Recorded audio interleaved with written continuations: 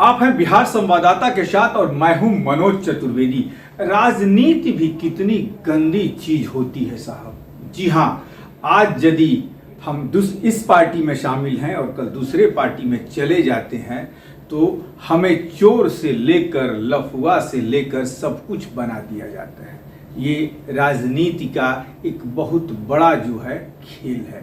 जी हां, कल तक जो आरसीपी सिंह मंत्रिमंडल से इस्तीफा देने के पहले तक जो आरसीपी सिंह जदयू के बड़े नेता हुआ करते थे, वही आरसीपी सिंह 3 महीने चुप्पी साध कर बैठे और जब 3 दिन पहले उन्होंने भाजपा की सदस्यता ली तो जदयू के आंखों की किरकिरी बन गए। जी हां, जदयू के मुख्य प्रवक्ता जो हैं नीरज कुमार जो हैं, आज उन पर जमकर हमला बोले हैं और उनकी कुंडली ही खंगाल दिया है कि आपने कितनी जमीन खरीदी है, क्या क्या आपने किया है, नवादा के चुनाव में आपने क्या किया, सब कुछ कुंडली खंगाल दी। यहां तक कि इतनी मोटी, जैसा तस्वीरों में हम आपको दिखा रहे हैं, तस्वीरों में कि कितनी मोटी किताब लेकर आए हैं और यहां तक कह रहे हैं कि साहब रामायण और गीता से भी मोटी आपकी कुंडली है जिसे हम खंगाल दिए हैं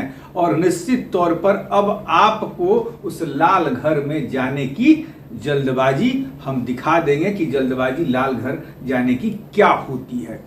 सबसे पहले नीरज कुमार ने कहा कि साहब आप तो नीतीश कुमार को साहब कहते थे, यही नीतीश कुमार हैं जो पर्सनल सेक्रेटरी के रूप में आपकी नियुक्ति किए थे और आज वही साहब पे आप आंखें तड़ेरते हैं। पर नीरज कुमार को हम सुनवा दें कि नीरज कुमार कह कुछ क्या रहे हैं, आरसीपी सिंह की कुंडली किस हिसाब से खंगाल रहे हैं, सुनिए आप।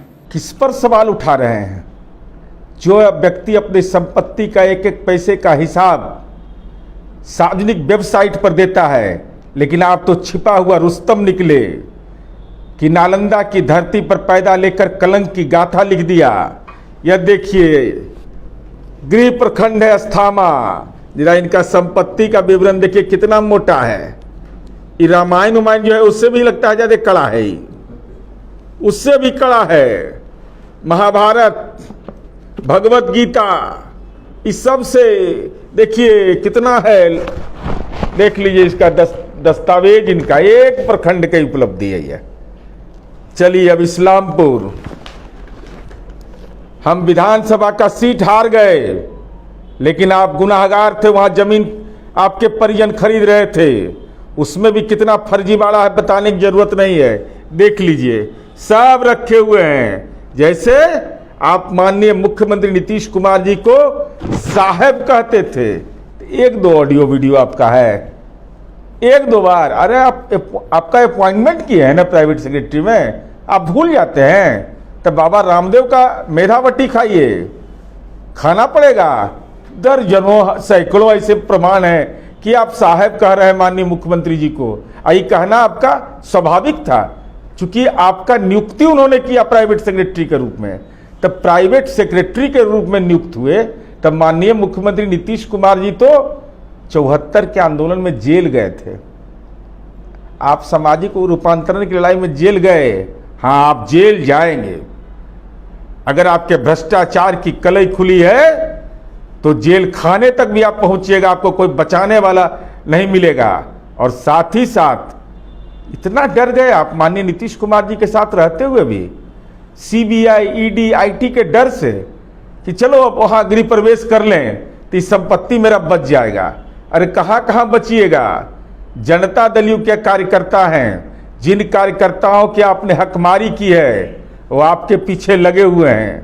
आपका नस नस खोज के निकाल देगा वो कहां है।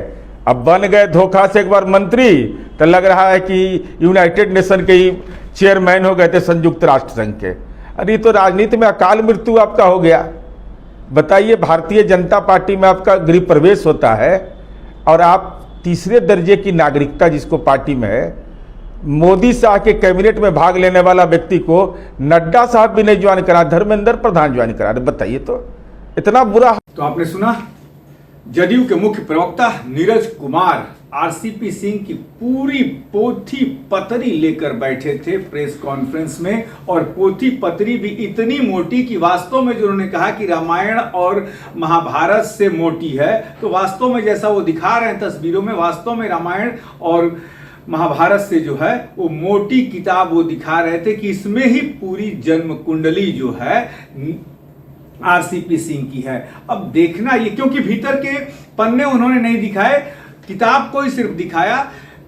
अब आरसीपी सिंह क्या नीरज कुमार के इस बात का, इस कुंडली खोलने का जवाब किस तरीके से देंगे, इस पर तो नजर बनी ही रहेगी। लेकिन आरसीपी सिंह के भाजपा में आने के बाद जो आरसीपी टैक्स से लेके तमाम लांछन दूसरे दलों के द्वारा आरसीपी सिंह पर लगाए जा रहे हैं, क्या वो धुल जाएंगे? क्योंकि विपक्ष के तमाम नेता ये बात कहते हैं कि यदि दूसरी पार्टी में आप हैं तो आप दागी हैं, और भाजपा एक ऐसी वॉशिंग मशीन है कि यदि आप उसमें चले गए तो आपके सारे दाग धुल जाते हैं। यानी कि यदि छोटा मोटा दाग भी हो तो दाग हैं लेकिन अच्छे हैं। तब देखना यह है कि क्या आरसीपी सिंह इसका जवाब देते हैं या नहीं, इस पर भी हमारी नजर बनी रहेगी। आप बने रहिए बिहार संवाद।